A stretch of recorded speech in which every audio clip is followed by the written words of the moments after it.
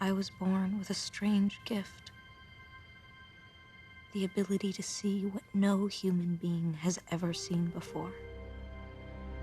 It's all mixed up in my head. The images, the sounds, the smell. I need to remember. Put things in order right up to this moment. Remember who I am. If I had to say how it all began, I might just as well start here. In this cinematic adventure game from Quantic Dream, players assume the role of Jodie Holmes, played by Ellen Page, and her companion, Aiden, an entity of unknown origin who has been by Jodie's side since birth. Their story spans over 15 years, from her childhood through to her mid-20s, and that passing of time is presented in non-sequential order, with levels, or scenes, arranged in a way that shuns chronology as we're used to seeing it. As we jump through time in the game's first scenes, we're introduced to the mechanics that'll keep us company throughout the game. There's two sets of disparate controls to master. Jodie moves around in the third person, activating actions via swipes of the analog sticks and through face and shoulder buttons. Aiden's controls are very different. The entity is selected by a simple button tap, and we switch to a first person view. L1 and L2 control elevation, and the analog sticks move him around.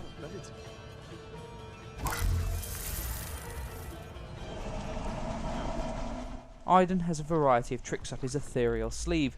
He can possess soldiers, strangle them via a Vader-esque throat grip, smash scenery, activate equipment, and in certain circumstances he can heal people, channel the spirits of the dead, and confer the history of inanimate objects onto his real-world partner. On the whole, this is a great looking game. The environments, while nothing particularly special, are well crafted and distinctive. On certain sections where the draw distance is reduced, they border on spectacular.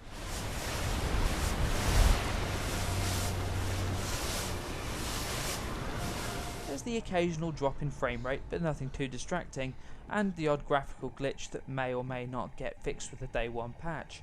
However, the game is at its most stunning in its depictions of its characters. It's clear from the outset that a lot of time has been spent on motion capture, and the ability of the developers, coupled with the quality of the actors, makes for an engaging experience. Nancy, can't be you. The juxtaposition between the two perspectives of Aiden and Jodie is at the very heart of the matter. However, we're granted very little freedom in either form, and even with the more free-roaming Aiden, our actions are carefully directed and paths are nearly always funneled in the same direction. At numerous points in the campaign, the lack of player autonomy becomes painfully obvious. There were moments where, had different options, paths been available, it would have heightened involvement.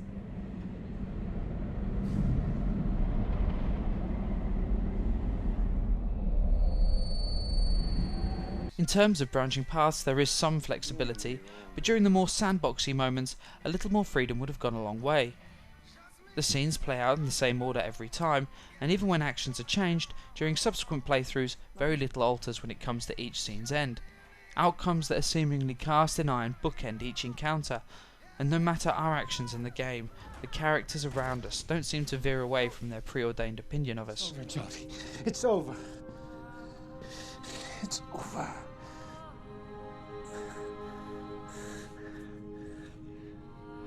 It will never be over.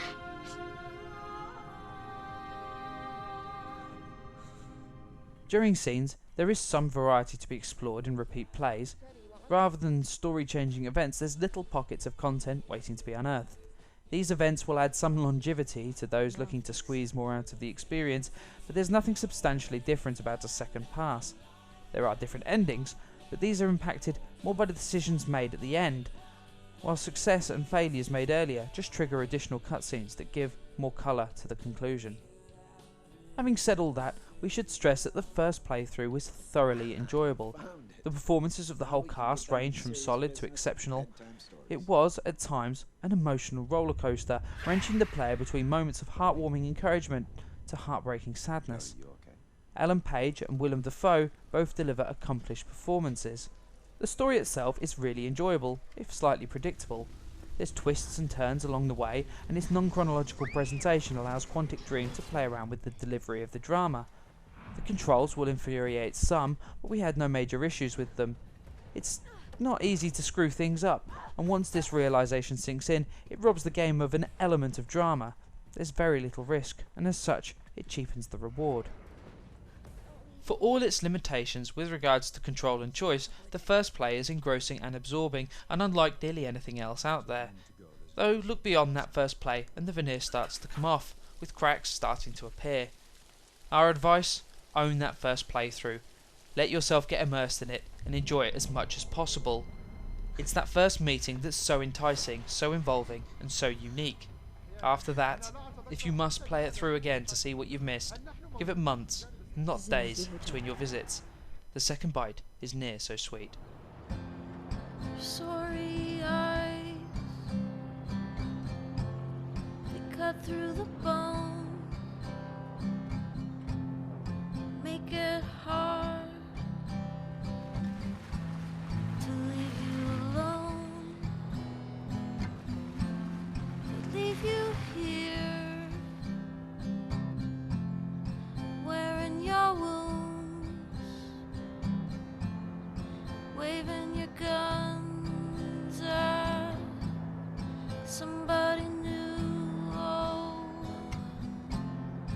baby, you're lost. Baby, you're lost. Baby, you're a lost cause.